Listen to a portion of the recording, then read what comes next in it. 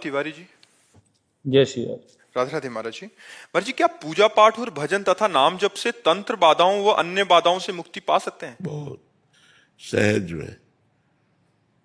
जिते विनायक शुभ अशुभ विघ्न करे नहीं कोय, विघ्न करे नहीं कोय, डरे कलिकाल कष्ट भय, हरे सकल संताप हरस्य हरिनाम जपत जय। जो भगवान का नाम जप करता है, न भूत प्रेत उसके ऊपर चढ़ते हैं, न कोई तंत्र आदि की बाधा उसको पहुंचा सकती है। भगवान नाम जप कर रहा हो और मारण का प्रयोग कर दिया जाए तो जो मारण का प्रयोग करेगा उसी के ऊपर मारण लगेगा, जाके नाम जापक के ऊपर। महाराज जी, हमारे ऊपर तो नहीं, लेकिन पत्नी पूजा नहीं कर पाती है किसी कारणवश, लेकिन उन्हें बहुत ज्यादा परेशान। हाँ, जब तक नाम जप नहीं होगा फिर हम गारंटी नहीं लेते। नाम जप हो रहा है, गारंटी इस बात की, कोई भी भूत प्रेत पिशाच किसी भी तरह का तंत्र मंत्र उसके ऊपर नहीं जा, अगर नाम जप चल रहा है। महाराज जी, आपके यहाँ आने के लिए भी हमने बहुत विनती, बहुत प्रयास किया कि आपकी शरण में आ जाएं, लेकिन आने को तैयार नहीं। हाँ, जैसी हो भवतव्यता तैसी बने सहाय। जैसा भोग होता है वैसी परिस्थिति बन जाती है। अगर वो भगवान नाम जप करने लगे तो सब ठीक हो जाएगा। भगवान नाम में अपार सामर्थ्य है, और नाम जप नहीं है तो फिर तो सब बाधा ही बाधा है। फिर तो जहाँ राधा नहीं वहां बाधा ही बाधा है। नाना प्रकार की कामनाएं, विषमताएं, राग द्वेष, नाना प्रकार के सब भूत प्रेत पिशाच, ये सब बाधा ही बाधा है। गौरव शर्मा जी, गुड़गांव से। राधे राधे गुरुदेव। राधे राधे महाराज जी, आपका कहना है कि महाराज जी, जो अभी आपके शरणागत हैं या जो इस उपासना वृंदावन रस उपासना के साधक हैं, जैसे अभी दीपावली पे लक्ष्मी गणेश जी का विग्रह प्रचलित है कि उनको विराजमान करके, तो हमें कैसे, हम अपने प्रिया प्रीतम को अपने प्रिया प्रीतम को विराजमान करके ठीक हम वैसे ही पूजन करते हैं, आरती करते हैं, भोग लगाते हैं और उत्सव मनाते हैं। बस जहाँ लक्ष्मी गणेश जी, वहाँ हमारे प्रिया प्रीतम जी राधा वल्लभ लाल जी विराजमान करके वैसे ही करते हैं। उत्सव वैसे ही मनाते हैं, बस श्री विग्रह में अंतर होता है। प्रिया प्रीतम होते हैं, जुगल किशोर होते हैं, बस उसमें लक्ष्मी गणेश जी होते हैं। निकेत जी, राधे राधे महाराज जी, अर्जुन देव जी महाराज जी के समान तितिक्षा, धैर्य और समभाव कैसे प्राप्त हो? अवतारी पुरुष में हम में अंतर होता है, किसका प्रश्न है? अवतारी पुरुष में और अपने में अंतर होता है। उनके जैसा धैर्य उन्हीं को केवल प्राप्त है, और कौन?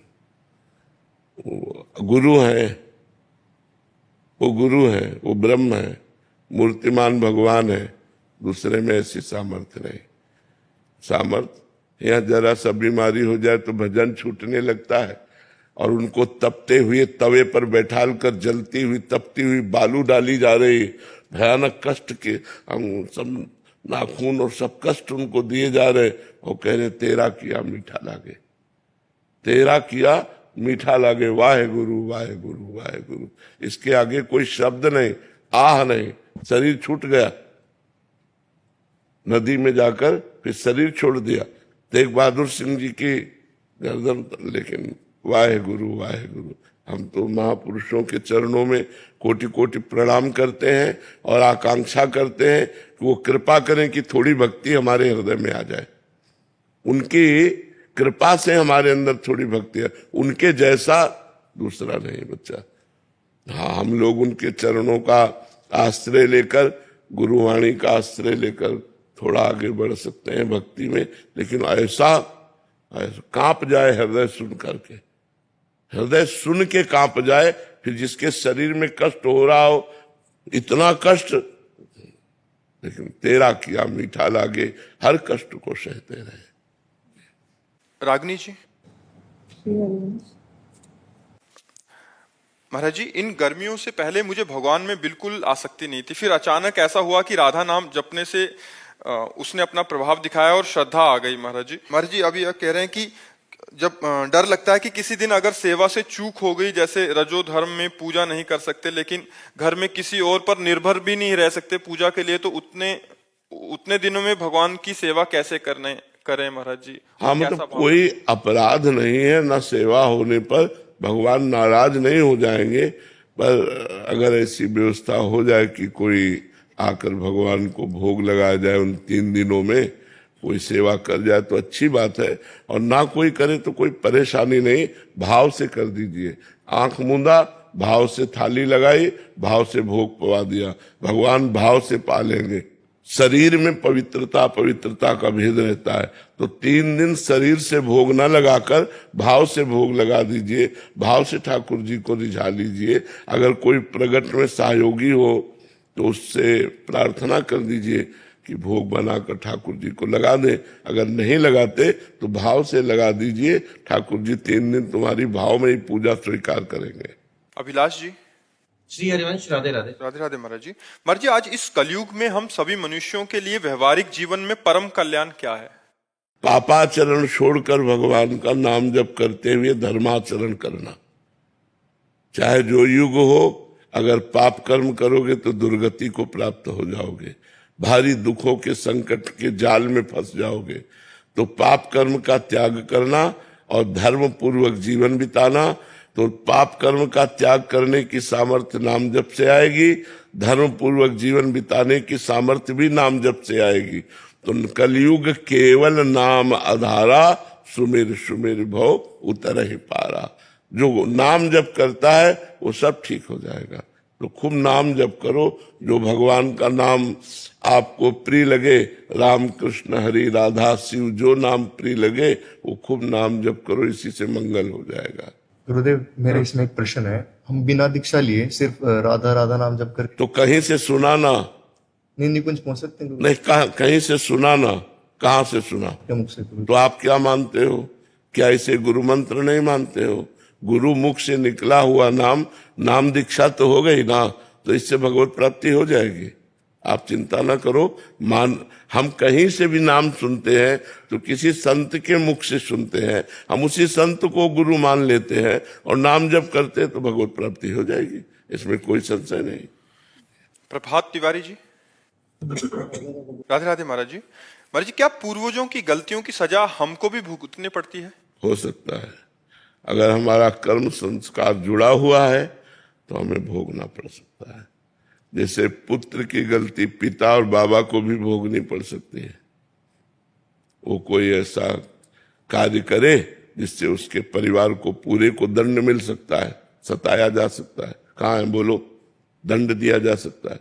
ऐसे ही बाप बाबा का कर्जा या कोई दुश्मनी या कोई ऐसे कार्य जिनको नाती को भी भोगना पड़ सकता है, पौत्र को भी भोगना पड़ सकता है, क्योंकि हमारा संबंध है। संबंध से कर्मों का संबंध होता है और कर्मों को फिर भोगना होता है। अब मान लो बाप बाबा की दुश्मनी है, उसमें तुम्हें कष्ट दिया जाए, आप दुश्मनी नहीं करते, आप सबसे हाथ जोड़ के रहते, लेकिन बाप बाबा की फैलाई हुई दुश्मनी है।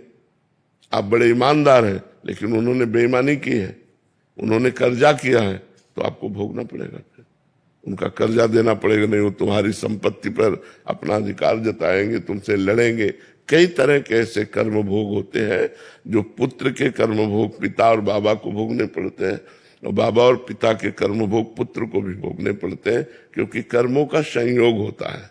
उसी संयोग से तो हम उनके पुत्र बने हैं आकर के, तो वही भोग भोगना पड़ता है। अमित जी जयपुर से। राधे राधे महाराज जी। महाराज जी, भाव, चिंतन और कल्पना का स्वरूप क्या है?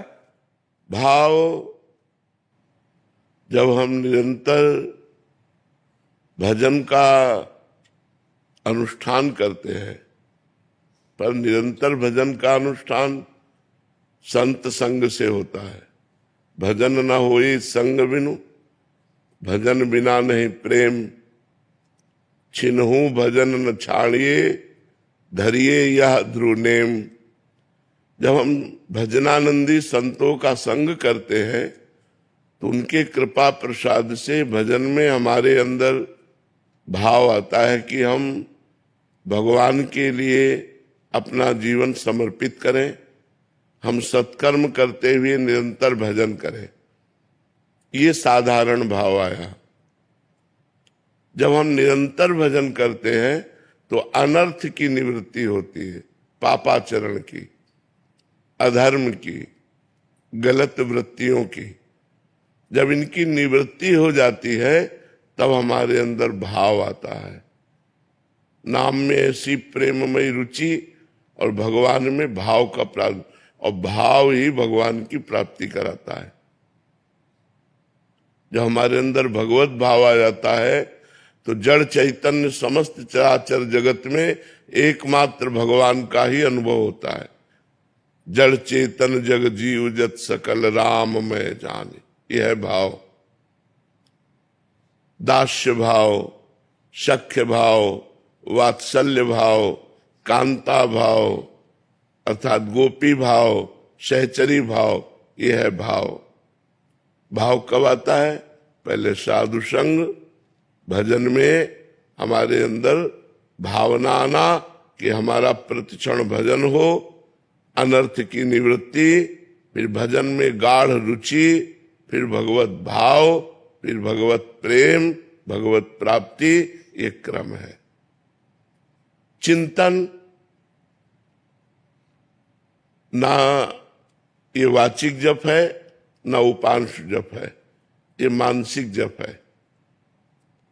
राधा तो अंदर चल रहा है, राधा जो चल रहा है वही सुन रहे हैं, वही लिख रहे हैं, इसे चिंतन कहते हैं। अंदर ही अंदर, बाहर कोई चेष्टा नहीं है। अंदर से हम नाम जप करते हुए नाम में डूब रहे हैं।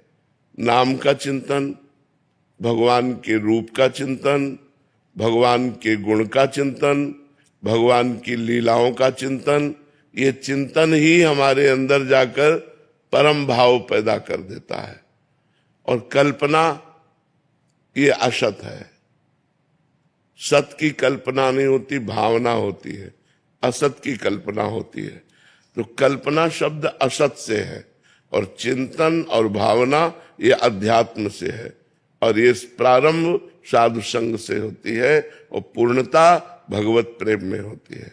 किसका प्रश्न था, समझ पा रहे हो आप? ज्योति सिंह जी काशी से। राधे राधे महाराज जी। महाराज जी, निष्काम भक्ति और भगवत प्राप्ति की लालसा में भगवान जल्दी किसको मिलते हैं? निष्काम भक्ति वालों को या भगवत प्राप्ति की लालसा वालों को? तो निष्काम भक्ति ही तो भगवत प्राप्ति का रास्ता है। आपने उसे दो करके कैसे बात कर दी? एक ही बात तो है। भगवत प्राप्ति की लालसा ऐसे हो जाती है क्या? भोगैश्वर्य प्रसक्ता नाम तया प्रहत चेतसाम व्यवसायत्मिका बुद्धि समाधौ न विधीयते। जिसकी भोगों में, ऐश्वर्य में अपरिहित बुद्धि हो गई है, अपरिहित चित्त हो गया है, वो कभी भगवत प्राप्ति का संकल्प ही नहीं कर सकता। भोगैश्वर्य प्रसक्ता नाम तया प्रहत चेतसाम व्यवसायत्मिका बुद्धि समाधौ न विधीयते।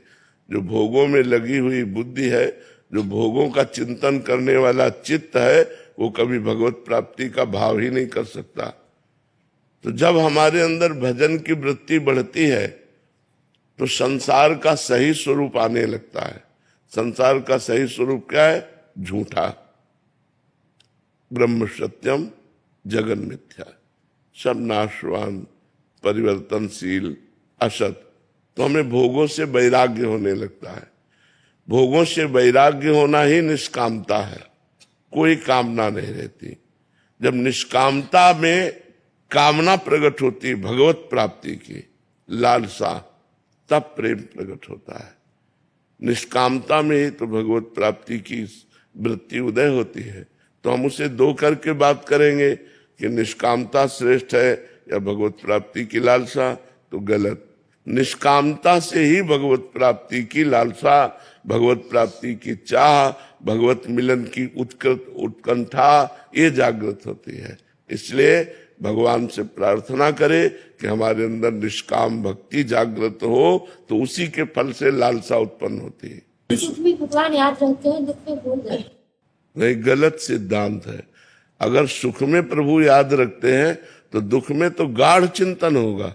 इसका मतलब सुख में याद नहीं रखते, ये सिद्धांत है। अगर सुख में भगवत चिंतन होता है तो दुख में तो गाढ़ चिंतन होता है भगवान का। ऐसा कैसे हो सकता है कि दुख में भगवान का चिंतन भूल जाए? ऐसा नहीं होता। सुख में यदि हम भगवान का चिंतन करते हैं तो सुख पूर्वक हमारा अभ्यास दृढ़ हो रहा है, तो दुख में तो हमारा गाढ़ चिंतन होगा, क्योंकि उस दुख निवृत्ति का उपाय ही भगवत चिंतन है। हरि स्मृति सर्व विपद विमोक्षणा, भगवान का चिंतन ही समस्त विपत्ति और दुखों में सहने की सामर्थ्य देता है, उसको रौंद कर निकलने की सामर्थ्य देता है। इसलिए अभ्यास गलत है, अभी सही अभ्यास नहीं है। सही अभ्यास अगर सुख में सतत भगवत चिंतन हो रहा है, दुख में गाढ़ चिंतन होगा। अभ्यास ठीक करो। सौम्य अवस्थी जी। राधे राधे। राधे राधे महाराज जी। महाराज जी, कभी कभी एक सच्चा भक्त ईर्ष्या के जाल में फंस जाता है, ये जानते हुए कि ये उसके लिए अच्छा नहीं है। इस समय भक्त की भावना कैसे बदले और कैसे सामने वाले में भगवान का दर्शन करके प्रणाम करो, करके देखना आप। जब मिले तब सामने वाले में भगवान का दर्शन करके प्रणाम करे, ईर्ष्या नष्ट हो जाएगी। या आपकी उससे है या उससे आपकी, दोनों की नष्ट हो जाएगी ईर्ष्या। तो हमारी अगर ईर्ष्या है तो हम उनके चरणों में प्रणाम करें जिनके प्रति ईर्ष्या है, भगवत भाव करके, या उनकी ईर्ष्या है तो भी हम भगवत भाव कर ले, तो एक दिन दोनों की ईर्ष्या नष्ट हो जाएगी और हमारे हृदय में आनंद छा जाएगा। जब तक भगवत भाव नहीं किया जाता तब तक ईर्ष्या मिटाई नहीं जा सकती। वो लाख गणित करो, वो अंदर जलन बैठ जाएगी। कंचन तजना सहज है, सहज तिया का ने, मान बढ़ाई ईर्ष्या दुर्लभ तजनाए।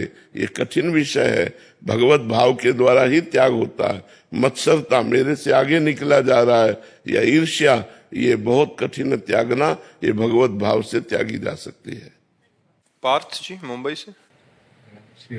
राधे राधे महाराज जी। महाराज जी, जीवन में कई बार कुछ खोकर ही कुछ पाने का अनुभव होता है। एक और कृपा और प्रशंसा होती है तो दूसरी ओर उलझन और असंतुलन बनता है।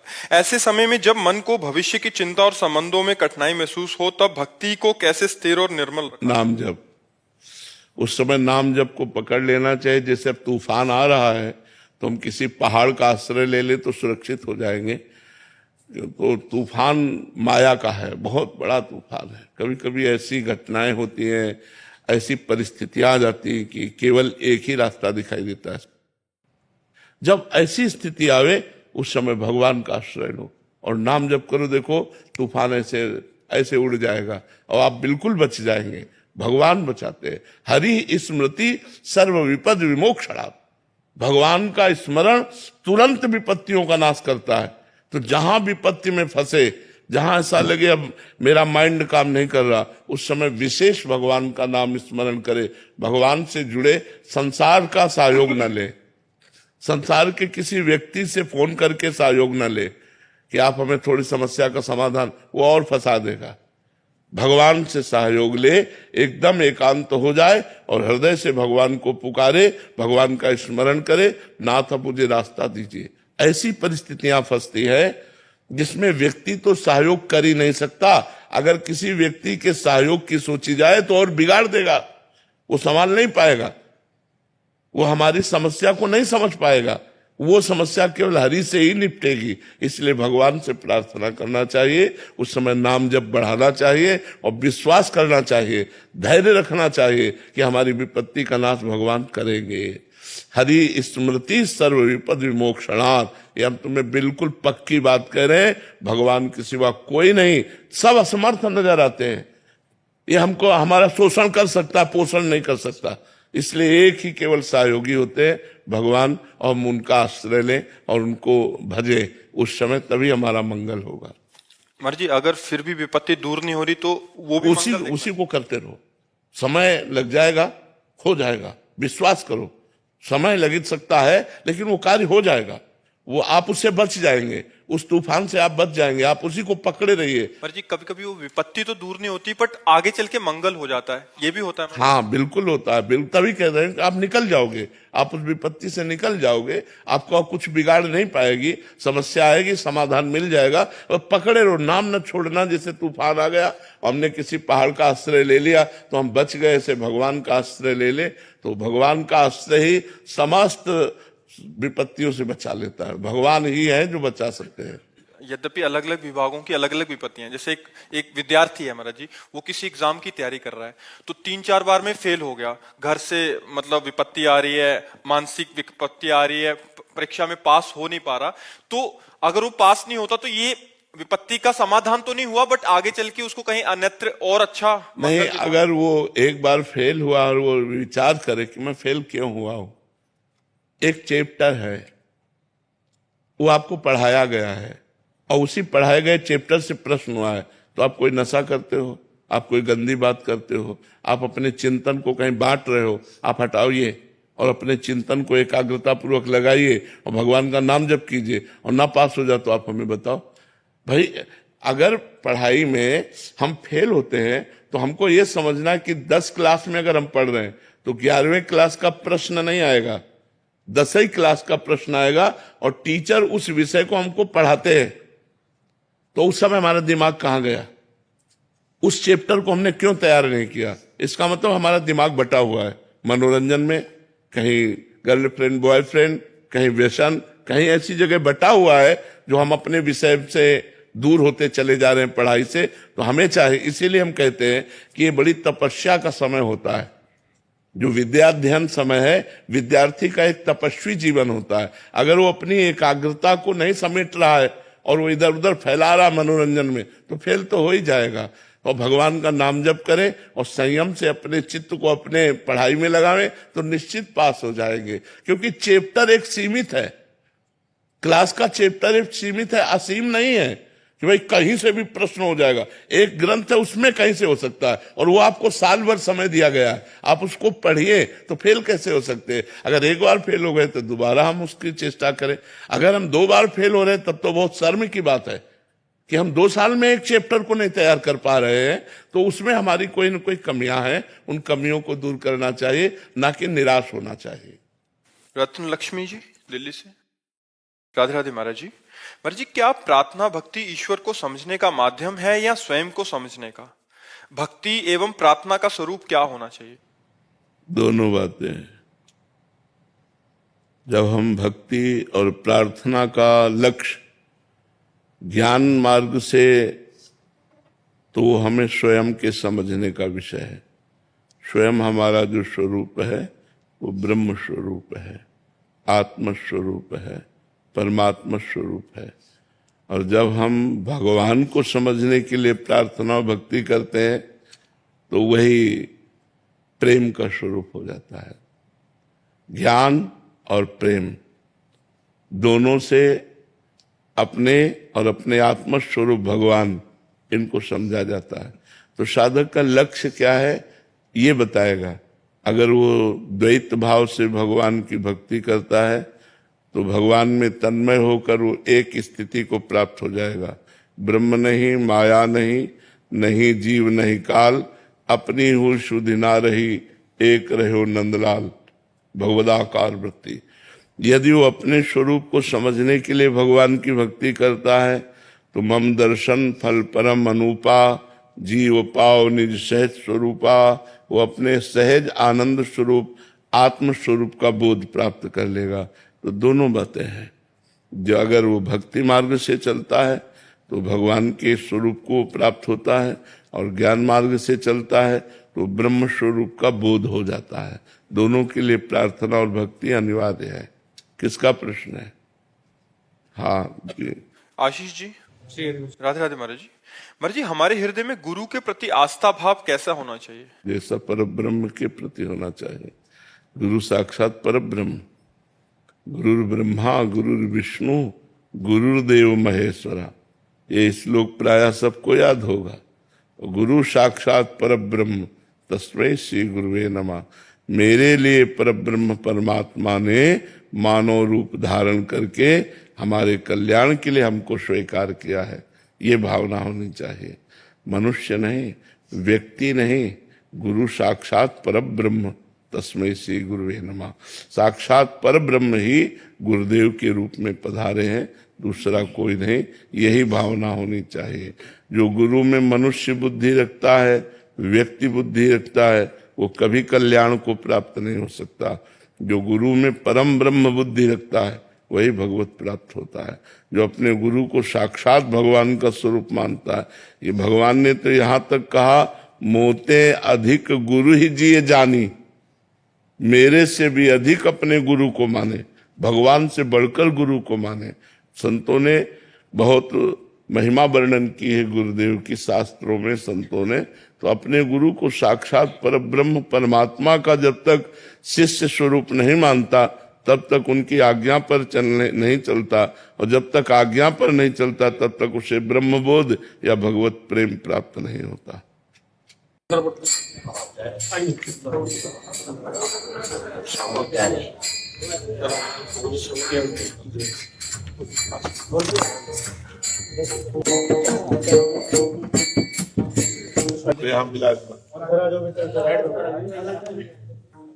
कीर्तन करो, कीर्तन नाम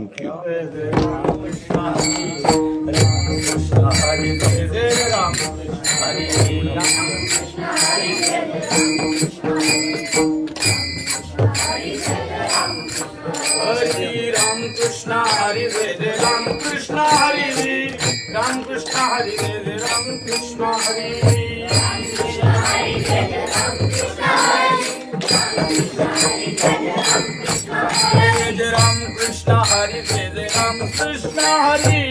राम कृष्ण हरे राम कृष्ण हरे राम कृष्ण हरे राम कृष्ण हरे राम कृष्ण हरे राम कृष्ण हरे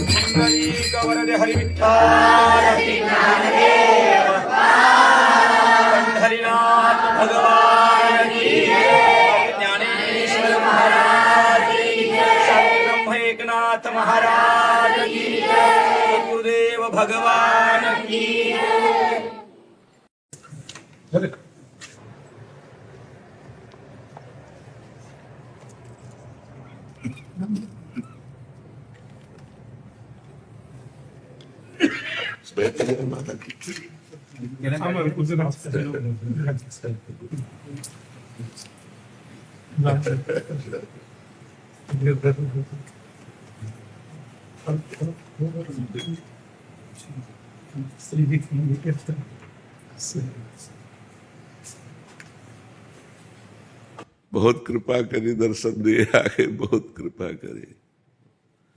नरदास तो प्राय वृंदावन में जब रहता हूँ तो नित्य उसमें दर्शन होते थे, दर्शन होते थे। तो नित्य भ्रमण में निकलता हूँ सवेरे, तो पूज्य श्री के दर्शन दर्शन होते थे, उसमें जी दर्शन होते थे। बाकी भागवत कथा सेवाओं में देश विदेश में जाना रहता है, पर यहाँ रहता हूँ तो प्रायः, और सोशल मीडिया के माध्यम से तो दर्शन हम नित्य करते ही हैं। आपके प्रवचनामृत को भी श्रवण करने का सौष्ठव सौभाग्य प्राप्त होता है। लाला इंद्रेश तो 2 बार पधारे। वो तो हृदय है महाराज जी, वो हृदय है, हम सब वैष्णवों का हृदय है। आपका ऐसा कृपा प्रसाद है कि इंद्रेश जी पर हमारे जितने भी संत महात्मा वैष्णव जन है सब आत्मा की तरह प्यार करते हैं, और उनका स्वभाव ऐसा है कि लूट लेता है उनका एक बार जिसके पास गए उसको अपना बना लिया। उनका स्वभाव ऐसा मृदु और ऐसा महाभागवत स्वरूप है, और आपकी ऐसी विशेष कृपा है उनके ऊपर कि वाणी में अमृत विराजमान है। जब भगवत चर्चा करते हैं ना तो चित्त को एकाग्रता करनी नहीं पड़ती, चित्त स्वाभाविक एकाग्र हो जाता है। तो उनका ये उनके ऊपर गुरु कृपा, पिताश्री की कृपा है जी। आप सब महापुरुषों की बहुत कृपा है। अभी बद्रीनाथ में कथा चल रही है उनकी, कल पूरी हो गई शायद, आजकल में आएंगे जी। किसी एक श्लोक की चर्चा महाराज जी, किसी भी एक श्लोक की जिससे हमारे श्रवण पवित्र हो जाए। यमलार्जुन का उद्धार जो गोविंद ने किया, कुबेर के भी पुत्र हैं, संतापराध हो गया था उनसे, तो जड़ वृक्ष की उनको योनि मिली, लेकिन भगवत कृपा से वो वृक्ष नंद भवन के द्वार पर बन करके रहे। गोविंद के श्रीअंग का जब स्पर्श उन्हें प्राप्त हुआ तो वे प्रकट हो गए। गोपाल जी स्वयं बंधन में हैं, डामरी बंधन, कमर में बंधी रस्सी, जी जी और उनसे पूछते हैं क्या चाहिए, जी जी तो उन्होंने बड़ी सुंदर बात कही कि वाणी गुणानुकथने श्रवणौ कथायाम हस्तौ च कर्मसु मनस्तव पादयोर्नः स्मृत्यां शिरस्तव निवास जगत प्रणामे दृष्टि ही सताम दर्शनेस्तु भवत्तनूनाम। बहुत गोविंद एक आशीर्वाद मिले, वाणी आपके गुणों का गान करे। वाणी की सफलता इसी में है, और कान तो मिले ही इसलिए हैं, इनको श्रवण नाम इसीलिए मिला कि ये श्रवण करें, ये कृपा आपकी प्राप्त हो। हाथों से आपकी सेवा, सेवा कार्य में लगे रहे, हस्तौ च, सेवा कर्म ही करें, और मनस्तव पादयोर नः स्माकम, हमारा मन आपके चरणों में उस चिंतन में रहे। चिंता से चिंतन की यात्रा, यही तो भागवत धर्म है। तो चिंता से मुक्त होकर के चिंतन में शिव युगल चरणों के अलावा और कुछ न रहे। और हमारा सिर, हे जगत प्रणम्य गोविंद, हमारा सिर आपके चरणों में झुका रहे। और दृष्टि ही सताम, सबसे महत्वपूर्ण बात यहां कही, जी जी दृष्टि ही सताम दर्शनेस्तु भवत्तनूनाम, हमारी दृष्टि संतों का दर्शन करे, महापुरुषों का दर्शन करे। तो भगवान बोले हमारा क्यों नहीं, संतों के ही दर्शन की बात आपने क्यों की। जी जी बोले संत कोई अलग थोड़ा ही है, भवत्तनूनाम, जी जी वे तो आपके तनु हैं, जी, जी, आपका श्री विग्रह है। जी जी मोते अधिक संत करे लेखा। जी भगवान कपिल ने श्रीमद् भागवत जी में संतों की महिमा बताई है। तितिक्षवः कारुणिकाः सुहृदः सर्वजन्तुषु समत्वेन च सर्वात्मा भगवान संप्रसीदति। साधुओं के लक्षण, तितिक्षवः, बड़े से बड़े कष्ट को मुस्कुरा के सहना।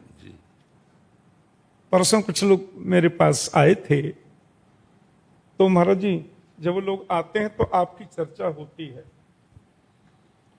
और उसमें मन हमारा बड़ा हृदय द्रवित होता है और आह्लादित हो जाता है आपकी चर्चा आते ही। तो बोले बाबा महाराज के बारे में आप क्या कहेंगे। मैंने कहा बाबा तो स्वस्थ हैं, बाबा पूर्ण स्वस्थ हैं।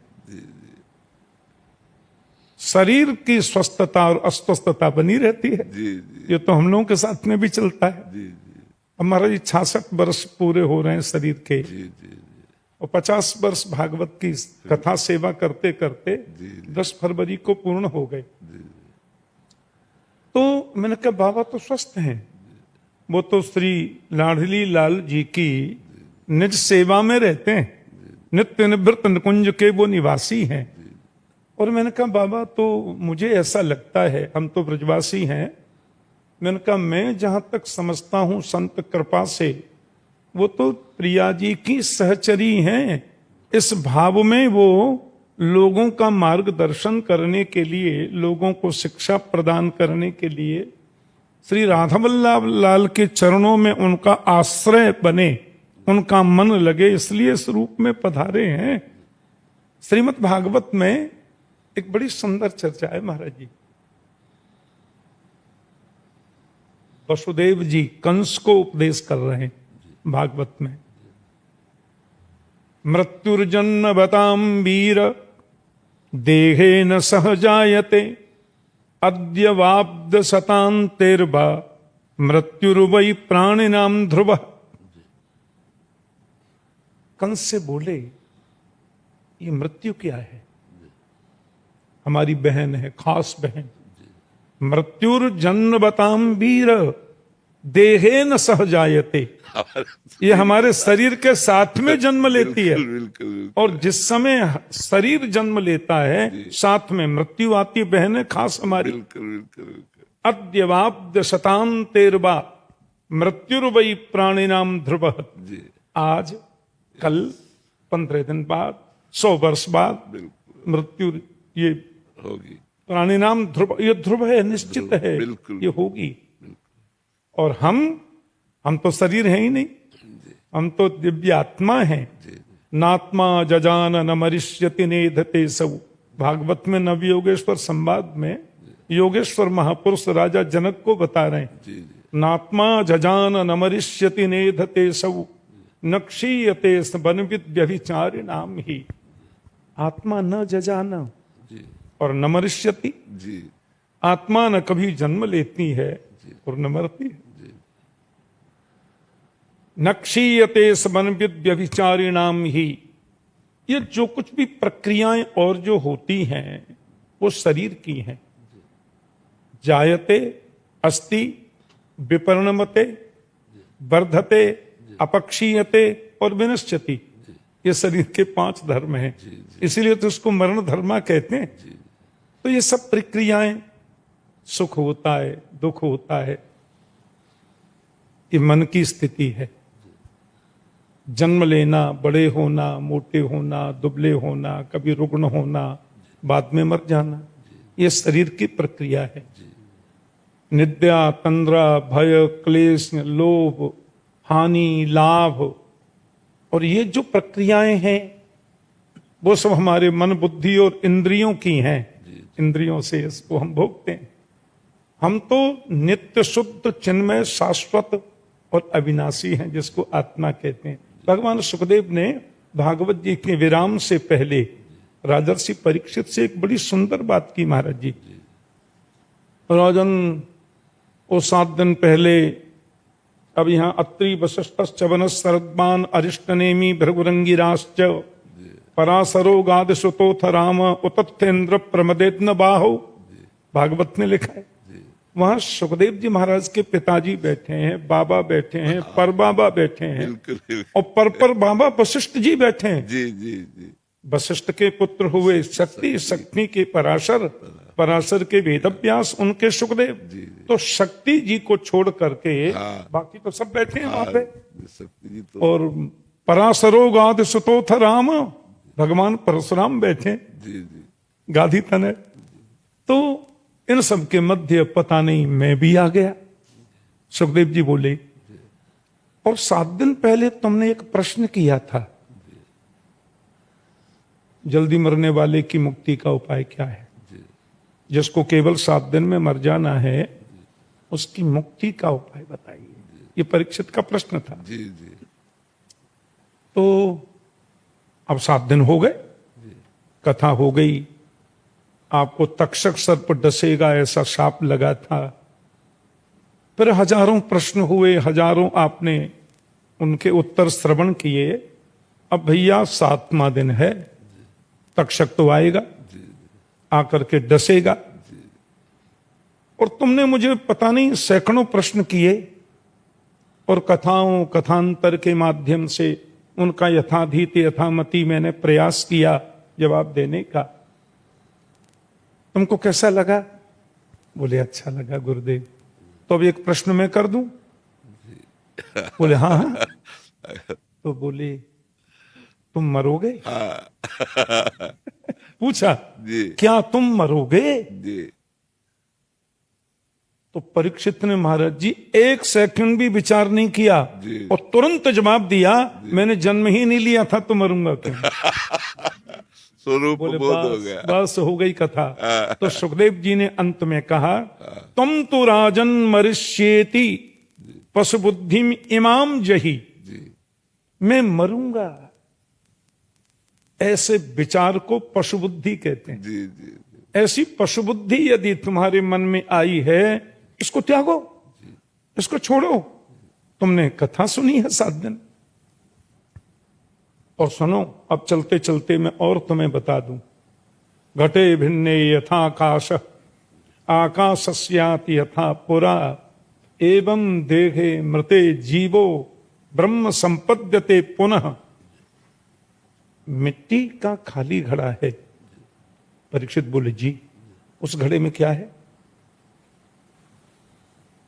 मिट्टी के खाली घड़े में अंदर क्या है? तो परीक्षित बोले आकाश है। वेदांती भाषा में उसको बोलते हैं घटाकाश। पता नहीं है मुझे क्या हुआ, मैंने जोर से डंडा मार दिया तो घड़ा फूट गया। तो आकाश कहां गया? सुखदेव जी बोले वो आकाश किधर गया? बोले वो महाकाश में मिल गया। एवं देहे मृते जीवो ब्रह्म संपद्यते पुनः।